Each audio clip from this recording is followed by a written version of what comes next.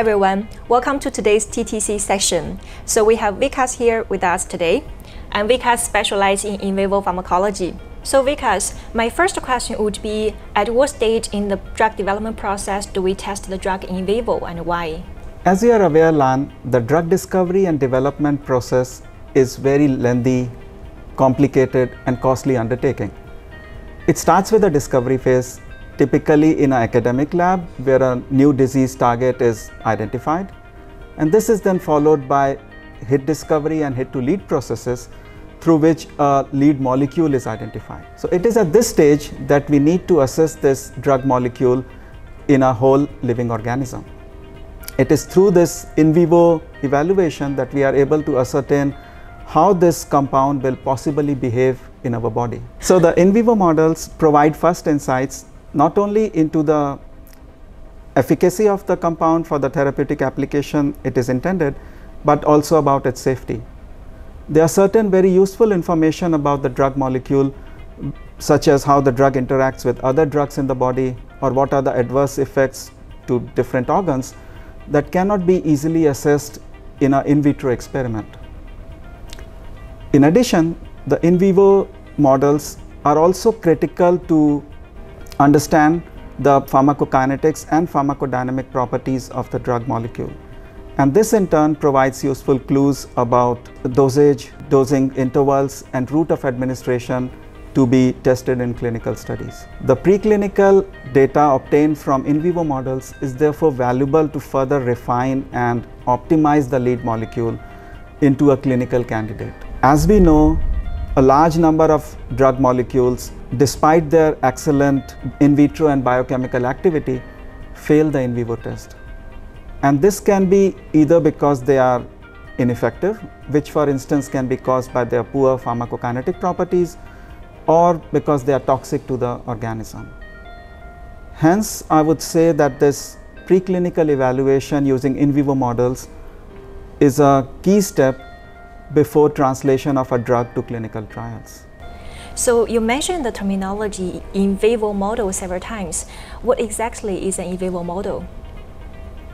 Simply put, an in vivo model is the best approximation of a human body, as it comprises of multiple cell types, organs, systems and so on.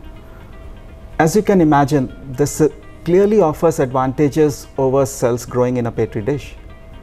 But to answer what a model comprises of for a particular disease state or a pathological condition is not so simple. Just take for example an airplane. You could have a very simple model made out of paper, or you could have one which looks much nicer like a miniature airplane made out of plastic.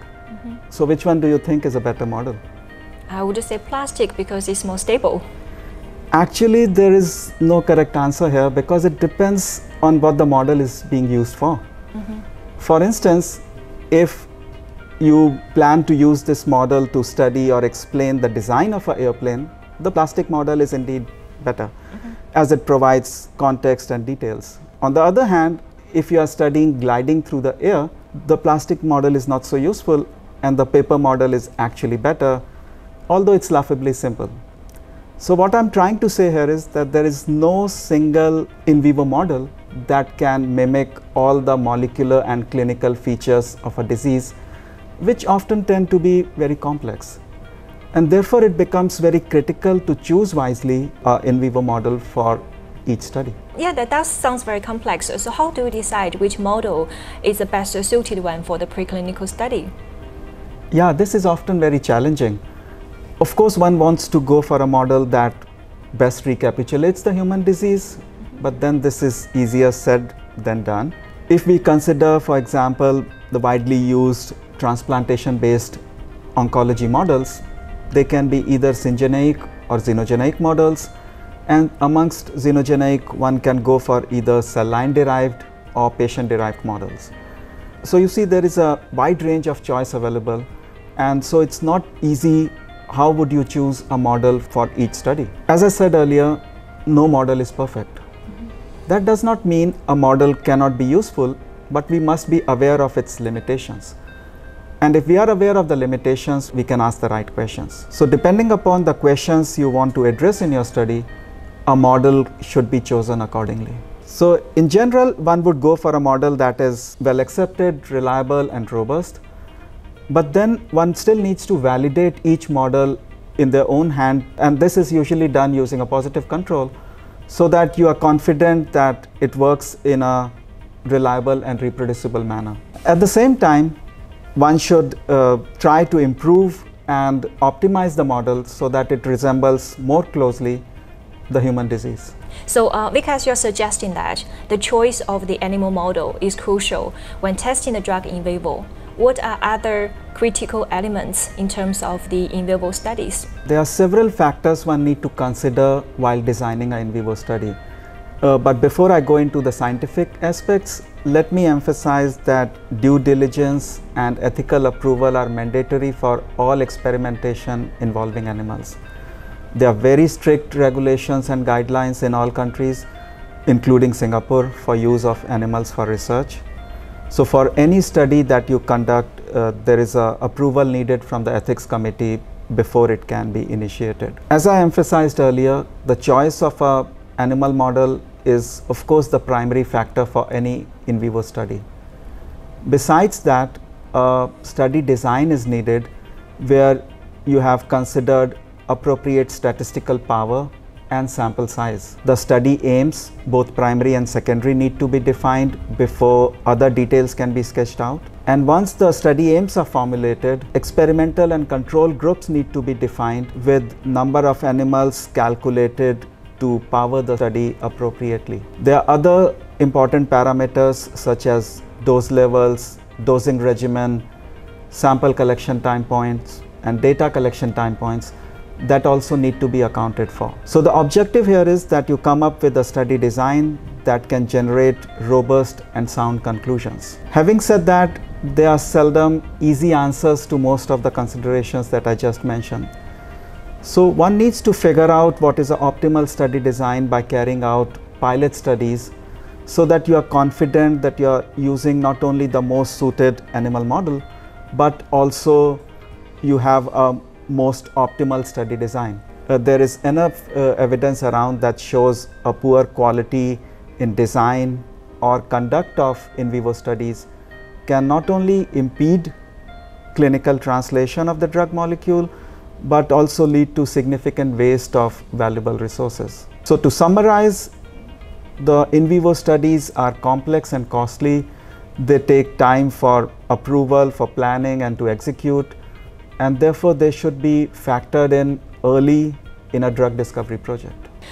Yeah, that does make a lot of sense. So my last question would be, could you give some practical recommendations to our academic researchers on how they can better plan and strategize an in vivo study in the discovery project that can lead to a successful drug development process? My advice would be that there are few simple steps to be followed here that can lead to a reliable outcome from your in vivo study. Firstly, there should be clarity about what are the key questions you want to address in your study. This includes defining primary aims of your study and certain secondary aims that can be addressed, but they should not compromise on your primary aims. So the study needs to be properly planned, where you have outlined the study schedule and a study table that contains all the pertinent details.